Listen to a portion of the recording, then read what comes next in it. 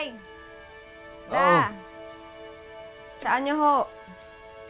Tsaka, Magandang umaga ho. magandang umaga.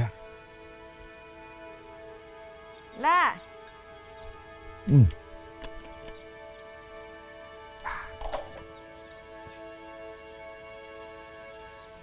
La?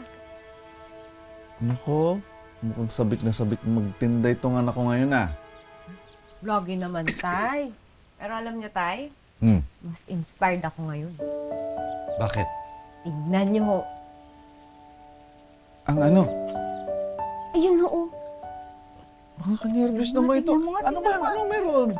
Nakakasabik nga naman eh. Na, Okay na to, ha?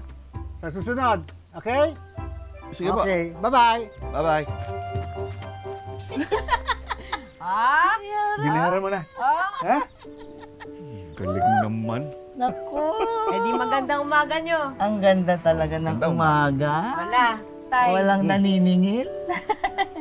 Hinga malalim. Hinga.